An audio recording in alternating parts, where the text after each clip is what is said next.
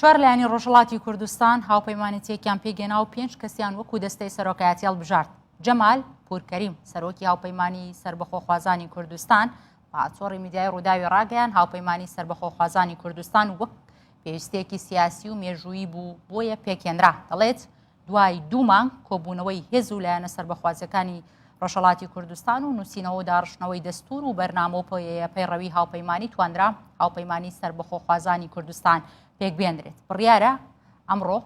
یەکشەمە 9/1/2022 با شێوەی ئۆنلاین با فەرمی و بە بەشداری حیزب و لایەنە سیاسیەکانی کورد و بیانی و هەروەها بە بەشداری میدیاکار و ڕۆژنامەوانان کۆنفرانسی ڕۆژنامەوانی ڕاگەاندنی هاوپەیمانێتیەکە بەڕێوە بچێت. جەمال پورکەریم گوتی لەم هاوپەیمانێتیەدا بڕیاردراوە کاری هاوبەش لە ڕووی سیاسی نیزامی و ئاسایشی و میدیاییشەوە بەیان و گوتاری هاوبەش و پەیوەندی و لۆبیگەری هاوبەش کار بۆ پرۆژەی هاوبەش بکرێت. سەرۆکی هاوپەیمانی سربەخۆخوازانی کوردستان ئاماژەی بەوەش کرد پێکێنەرانی هاوپەیمانی لەو باوەڕەدان کە بم چەشنە دەتوان ببنە ئادرێسێکی بەهێزی سربەخۆخوازی چی لە ناوخۆی ڕۆژهەڵاتی کوردستان چی لە ئاستی دەرەوە بۆ دیالۆگ و لۆبیگەری و تەنانەت دانیشتن لەگەڵ بربژێرانی کۆماری ئیسلامی ئێران. هەروەها هەوڵدان بۆ پێگەیاندنی بەرە لەگەڵ سەرجەم هێز و لایەنەکانی ڕۆژهەڵاتی کوردستان. حیزب و لایەنەکانی پێگەێنەری ئەو هاوپەیمانێتیە بریتین لەم 4 لایەنە: ڕێکخراوی یارسانی یاری کورد، یەکێتی شۆڕژگێڕانی کوردستان، تەفگەری ڕزگاری خوازانی دیموکراتی کوردستان، بزوتنەوەی سربەخۆخوازانی کوردستان. جەمال پورکەریم دەژڵێت دوای پێگەێنانی هاوپەیمانی لەلایەن ئەندامانی ئەو 4 لایەنە لە ڕێگەی دەنگدان و هەڵبژاردنەوە 17 کەس وەک ئەندامی ڕێبەری گشتی هەڵبژێردراون و دواتر لا کۆبوونەوەی ڕێبەری گشتیدا 5 کەس وەکو دەستەی سەرۆکایەتی هەڵبژێردراون کە بریتین لە ڕۆستەم ئەڵماسی و مێهران میرزای و عەلی فەزلی و جەمال پورکەریم و سەردار وەلیدبەگی. دواتر لەلایەن دەستەی سەرۆکایەتیەوە بە کۆی دەنگ جەمال پورکەریم وەک سەرۆکی هاوپەیمانی بۆ ماوەی 1 ساڵ هەڵبژێردرا. زۆر باشە وەکو باسم کرد لە هەواڵەکەشدا بەڕێز جەمال پورکەریم وەکو سەرۆکی هاوپەیمانێتەکە هەڵبژێردراوە ئێستا بە شێوەیەکی ڕاستەخۆ بە ڕێگەی سکایپ لە فەڕەنساوە لەگەڵمە بێ. کاک جەمال سەرەتا پیرۆزباییتان لێ یەکەم. ڕەنگە ئێستا زۆر خەڵک بڵێن ئامانجی ئەم هاوپەیمانێتیە چی بوو لە نێوان ئەم 4 ڕێکخراوەی ڕۆژهەڵاتی کوردستان؟ دیارە ڕێز و سڵام هەیە بۆ ئێوە بۆ بینەرانی خۆشەویستی ڕوودا و ئێمە ئێستا لە کوردستان 3 وێژمان 3 گوفتمان یا 3 گوتاری تایبەتیمان هەیە. ئەویش گوتاری فیدراڵی خوازیە، گوتاری سربەخۆی خوازیە و گوتاری کۆنفدرالیزم یا برایەتی گەلانە. ئێمە وەک بزوتنەوەی سربەخۆی خوازانی کوردستان وەک ئەو 4 لایەنەی تریش کە هاوپەیمانیمان پێکێناوە باوەڕمان وایە نە سیستمی فیدراڵی نە کۆنفدراڵی و نە خودموختاری ناتوانێت وەڵامدەری ویست و داخوازی کۆمەڵانی خەڵکی کوردستان و گەلی کورد بێ. ئێمە دیتمان لەگەڵ فیدراڵی لە باشووری کوردستان ڕژیمی داگیرکەری عێراق بە چه شێوەیە کەڵسوکەوتی کرد، داگیرکەرانی کوردستان بە چه شێوەیە کەڵسوکەوتیان کرد. بۆیە ئێمە پێمان وایە تەنیا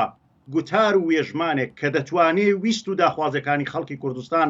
و ئامانجەکانیان بێنێتە دی پرسی سربەخۆی خوازی. زۆر باش. ئێمە لەو پێناوەدا گەیشتینە ئەو ئەنجامەی کە وەکو لایەنە سربەخۆی خوازەکان بە یەکەوە کۆ ببینەوە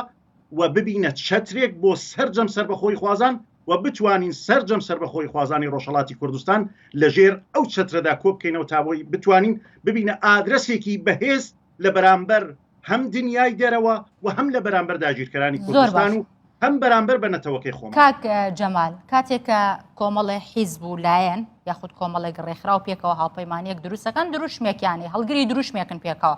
ئەمەوێت پێم بڵیت بە کورتی دروشمەکانی ئەم هاوپەیمانەتیەوە چیە بن؟ ئێمە دیارە ئەوەی کە بەلامانەوە گرینگە سەروەری خاک و نەتەوەکەمانە، سەروەری خاک و نەتەوە و نیشتیمانەکەمانە کە بەلای ئێمەوە لە هەموو شتێک گرنگترە و ئەوە هێڵی سوورە. ئێمە ئیزن بە هیچ لایەنێک نادەین سەروەری خاکی ئێمە ببەزێنێ و پێشێلی بکە خاکی ئێمە یا داگیری بکە خاکی ئێمە. ئەوە بەلای ئێمەوە هێڵی سوورە. نیشتیمان و نەتەوەکەمان بەلای ئێمەوە هێڵی سوورە. ئێمە لە خۆی و ماکۆ و سەڵماسەوە تا دەگاتە 4 مەحاڵی بەختیاری و ئیلام و لورستانات بە خاکی کوردستان دەزانین و بە نەتەوەی کوردی پێناسە دەکەین و خەباتەکەمان بۆ چوارچێوەیە و بۆ ئەو میلەتەیە کە ناوی میلەتی کووردە بە هەموو زاراوە و ژێرزاراوەکانی بە هەموو ڕەگەزە جیاوازەکانیەوە بە هەموو چین و توێژەکانیەوە لەک و لۆڕ و هەورام و سۆران و گۆران و کرمانج هەموو ئێمە زۆر باش هەموو ئێمە لە دەوری یەک نەتەوەی کورد پێک دێنین و ئەوە بۆ ئێمە هێڵی سوورە و ئێمە کار بۆ ئەو نەتەوەیە دەکەین. زۆر باشە بەڕێز پورکەریم ئەزمون هەیە بۆ نمونە لە ساڵانی ڕابردوش بێگومان چی لە باشووری کوردستان و لە پارچەکانی دیکەی کوردستانی گەورە کۆمەڵێک لایانی سیاسی پێکەوەیەکیان گرتووە دوای ماوەیەک انشقاق کەوتوتە نێوان ئەم لایەنە سیاسیانەوە زۆر جاریش لە دژی یەکدی هەنگاویان ناوە بۆ نمونە ئێوە چیتان کردو بۆ ئەوەی هەمان چارەنووسی ئەو حیزب و لایەنە سیاسیانەی دیکەی کوردستانتان نەبێت. هەروەکی جنابەت ئاماژت پێدا ئەزمونمان هەیە بۆ وێنە من دەتوانم ئەزمونێکی زۆر نزیکە ئاماژەی پێ بدەم یەکێتی نیشتیمانی کوردستان لە ئەنجامی پێکهاتنی چەند لایەنی کوردستانی دروست بوو بەڵام لە ڕەوتی خەباتەکەیاندا و لە درێژەی خەباتەکەیاندا بەرەبەرە تووشی ئینشقاق بوون تووشی لێکدابڕان بوون تووشی کێشە بوون و ئێستاش بەداخەوە ئەو کێشانە لە ناو یەکێتی نیشتیمانی کوردستاندا هەربوونی هەیە یا تەنانەت لە ڕۆژهەڵات حیزبی دموکراتی کوردستانی ئێران چەندین جار سەرڕاوی یەکی گرتەوە بەڵام دیسانەکانێ ئینشقاقی تێدا ڕوودا سەرڕای ئەوەی کە یەک بیر و باوەڕیان هەبوو شەهیدەکانیان یەک بوو خەباتەکەیان یەک بوو بەرنامە و پرۆگرامی سیاسەکەیان یەک بوو بەڵام ئەو ئینشقاق و لێکدابڕانە ڕوویدا ئێمە بۆ ئەوەی کە ئەوە ڕوونەدا سەرەتا بڕیار بوو کە هەمومان ببین بە یەک لایەن بەڵام وامان بە باشزانی کە ماوەیەکی یەک ساڵی ماوەیەکی زەمەنی بە یەکەوە کار بکەین لە ڕەوتی کارەکاندا زیاتر یەکتر بناسین و لە یەکتر تێبگەین و ئەو کاتەکان وەک یەک لایەن بتوانین هەڵسوکەوت بکەین بۆ ئەوەی کە دواتر تووشی لێکدابڕان و ئینشقاق نەبین چونکە بەڕاستی بە یەکگرتووی هێزە کوردەکان خەڵکی کوردستان ورە دەیانگرێ و ورەیان بەرز دەبێتەوە بەڵام ئەگە ئینشقاق و لێکدابڕان دروست بوو لە نێو هێزە کوردەکاندا ئەوە ورەی خەڵکی کوردستانەدا دەبەزێ ورەی خەڵکی کوردستانە دەشکێ و شکۆی خەڵکی کورد و خەبات و مبارزەی گەلی کوردستان تێک دەڕوخێ. کاک جەمال لە ماوەی ئەم یەک ساڵەدا خەباتی هاوپەیمانەتەکە چییە بێت لەلایەن ئەو گروپ و دەستانی کە هاوپەیمانەتەکان دروست کرد لە چوارچەوەی خەباتی سیاسیە بێت یان بۆ نمونە سەربازی شەبێ وەکو هەندێک لایانی دیکە ڕۆژهەڵاتی کوردستان بێگومان چالاکی سەربازی مەبەستن. بێگومان ئێمە لە ماوەی دروستبوونی بزوتنەوەی سربەخۆی خوازانی کوردستان کە لە 2009 لە ڕاستیدا دروست بۆ بزوتنەوە ئێمە لەو ماوەیەدا توانیومانە پەیوەندێکی باش لەگەڵ وڵاتانی جۆر بە جۆر دابنین چ لەگەڵ وڵاتانی ئوروپایی و نایشارمەوە چ لەگەڵ وڵاتانی عەرەبی وەکو عەرەبستانی سەعودی وەکو ئیسرائیلەکان و وەکو لایەنەکانی تر توانیومانە پەیوەندێکی باش پتە و دابڕێژین و ئێستاش لە پێناو یەکریزی هاوپەیمانی و بۆ ئەوەی کە بتوانین بەویست و داخوازی نەتەوەیمان بگەین و داشکاوین لەسەر ئەوەی کە بەرژەوەندی تاکە کەسی و حیزبایەتی وەلا بنین بۆ قازانج و بەرژەوەندی نەتەوەیی لە دەوری یەک کۆ ببینەوە و بە یەکەوە کاری هاوبەش بکەین ئەو کارە هاوبەشانە کە بریتی دەبن لە پەیوەندیمان لەگەڵ وڵاتان بۆ لۆبیگەری بۆ پشتیوانی لە دەوڵەتی سربەخۆی کورد لە ڕۆژهەڵاتی کوردستان لە بوارەکانی سیاسی و دیپلۆماسی و بەیەکەوە هاوکاریمان دەبێ لە بواری نیزامی و ئەمنیەتیەوە لە بواری میدیاییەوە بەیان و گوتاری هاوبەش بەیەکەوە و هەروەکی باسم کرد بۆەوەی ببینە ئادرسێکی بەهێز و بەقووەت هەم لە دنیای دەرەوە هەم لە ناو خۆمان ئێمە توانیومانە ئەو هاوپەیمانیە پێک بێنین ئێمە لە هەموو بوارەکاندا دیارە بەیەکەوە چالاکیمان دەوێت هەر ئەو جوورێک کە جنابیشت ئاماژەت پێدا ئێمە بواری نیزامیش ڕەت ناکەینەوە بواری چەکداریش ڕەت ناکەینەوە پێشدا لە ڕێگەی وڵاتانی دۆستمانەوە داوا لە ڕژیمی داگیرکەری ئێرانی دەکەین کە بە شێوەیەکی ئاشتیانە دان بە مافی دیاریکردنی چارەنووسی گەلی کورد دابنێت ئەگەر بەو شێوەیە ڕازی نەبوو ئێمە لە ئاستی نێونەتەوەیدا مافی ڕەوای خۆمانە کە دەست بۆ چەک بەرین و بە چەک بتوانین لەگەڵ ئەو ڕژیمە قسە بکەین دیالۆگ بکەین و لەگەڵ ئەو ڕژیمە هەڵسوکەوت بکەین لە ڕاستیدا لە وەڵامی چەکدا چەک بەکاربێنینەوە و لە وەڵامی دیالۆگدا دیالۆگیش بەکار. کاک جەمال چالاکیەکان هەر لە نێوخۆی وڵاتانی ئەوروپا دەبێت لە کۆڕ و کۆبوونەوە دەبێت یاخۆت لە نێو ڕۆژهەڵاتی کوردستانیش بێگومان لە ڕێگەی ڕێکخراوی نهێنیوەم چالاکیانە ئەنجامە درێت چۆن نەبێت؟ بێگومان دیارە ئێمە چالاکیەکانمان زیاتر تەرکیز دەبێت لە ناوخۆی ڕۆژهەڵاتی کوردستان چونکە هەوڵ و ئۆرگانیزەیە کە کردومانە زیاتر لە ڕۆژهەڵاتی کوردستان و لە ناوخۆیە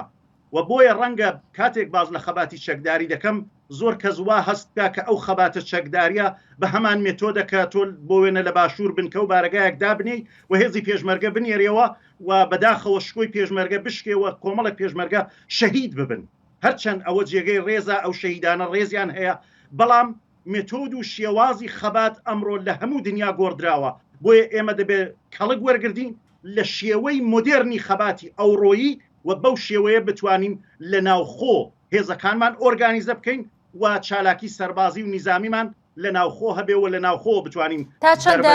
لە بەرنامە و پرۆگرامی هاوپەیمانێتەکەتاندا یاخود ڕێگای دیپلۆماسی جێگە کراوەتەوە یەگومان هەروەکی ئاماژەم پێدا ئێمە توانیمانە پەیوەندی لەگەڵ زۆر یەک لە وڵاتان بگرین و پەیوەندی باشمان هەیە هەم لەگەڵ وڵاتانی ئوروپایی هەم لەگەڵ وڵاتانی دیکەەوە لە بواری دیپلۆماسیەوە توانیمانە کاری باش بکەین و کۆمەڵک دۆستی باش بۆ پرسی کورد بدۆزینەوە و تەنانەت لە پێڕە و پرۆگرام و بەرنامەکەدا پەیوەندیتان کاک جەمال لەگەڵ حیزب و لایەنەکانی دیکەی ڕۆژهەڵاتی کوردستان چی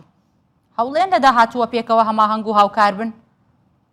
ئێمە دیارە هەرچ هێزێکی سربەخۆی خواز بێ هەل لێرەوە بانکێشتیان دەکەین کە پێوەست بۆ هاوپەیمانێ بن و بتوانین بەیەکەوە لە ژێر چەتری هاوپەیمانیدا کار بکەین پرسی سەرۆکایەتی و بەرپرسایەتی بۆ ئێمە گرنگ نییە چێ ئامادەیە بەرپرسایەتی وەستۆ بگرێمە لەسەر سەر و لەسەر چاومانی دادنین و ڕێزی لێدەگرین لەگەڵ ئەحزابی فدرال خوازیش ئێمە هیچ کێشەیەکمان لەگەڵ ئەوان نییە ئەگەر ئەوان کێشەیان نەبێ ئێمە داخوازیمان لەوانیش ئەوەیە کە وەک کورد کە خاڵی هاوبەشمان کوردبوون و کوردستانی بوونە بابین لە دەوری یەک بەیەکەوە خەباتەکە درێژە پێ بدەین بە یەکەوە دابنیشین و هەمومان با هێلکەکانمان نەخەینە سەبەتەیەکەوە ئێستا ئەوان لەگەڵ ئێرانەکان دانیشتن دەکەن بەڵام تا ئێستا ئێرانەکان ئێوە ئەم جۆرە مەبەستی من کە وتم ئەو ڕێگە دیپلۆماسیانە ئەم جۆرەتان بەدڵ نییە دانیشتن ڕاستەخۆ لەگەڵ ئێرانیەکانە ئەم هاوپەیمانێتیە ئەمە ڕەتەکاتەوە بەڵێ بە هیچ شێوەیەک ئێمە ئامادەنین لەگەڵ ڕژیمێک کە خاکی کوردستانی داگیر کردو دابنیشین بەو شێوەی کە ئەوان دادەنیشن تەنیا لەسەر پرسی جیاکردنەوەی خاک دەتوانین لەگەڵ دراوسەکانمان دابنیشین کە دەبنە دراوسێمان بەڵام ئەوەی کە ئەوان دەیکەن ئەوڕۆ بە شێوەی دانیشتن ئەوە لە لای ئێمە ڕەدا چونکە ئێرانەکان تا ئێستا تەنانەت دانیان بەو فدراڵیە دانەهێناوە کە ئەوان داخوازی دەکەن و بەداخەوە دەتوانن بڵێن بەشێک لەوان رازین بە وەزعی مەوجود رازین بە وەزعی کە ئێستا تێیدان بۆیە هیچ هەوڵ و هەنگاوێکی ئەو چۆن نادرێ و دەتوانم بڵم خەباتی کورد لە ڕۆژهەڵاتی کوردستان تا ڕادەیەک یا خەسێنراوە یا بەلاڕێدا بردراوە بۆیە دانیشتن دەکرێت لەگەڵ کۆماری ئیسلامی ئێران بێ ئەوەی کە کۆماری ئیسلامی ئێران باس لەوە بکە کە دان بەو دانیشتنە دادن لەگەڵ پاسدارێک لەگەڵ کەسێک دادنیشن و ئێمە دیتمان باشە ئێوە داوا ئەکەن ئێستا خۆتان لە قسەکانتانە ئاماژەتان بۆ کرد کە داوا لە کۆماری ئیسلامی ئێرانەکان دان بە مافەڕەوەکانی یا نیشتمانیانی ڕۆژهەڵاتی کوردستان بێنێت بەڵام ناکەین ئێمە لە ڕێگەی نەتەوە یەکگرتوەکانەوە فشار باشە بەڵام ئەمانە بە ڕێگەی دیپلۆماسی و بە ڕێگەی دانیشتن لە ڕێگەی دانیشتن لەگەڵ پاسدارێک ئەوە ناکرێت هەمان ئەنجامی لێ دەکەوێتەوە کە شەهیدی نەمر دکتۆر قاسملوو لەسەر مێزی دانوستان شەهید بکە زۆر سپاس دەکەم بەڕێز جەمال پورکەریم سەرۆکی هاوپەیمانی سەربەخۆخوازانی کوردستان بە شێوەیەکی ڕاستەخۆ لە پاریسەوە لە فەڕەنساوە لەگەڵ مامووی دەستان خۆش.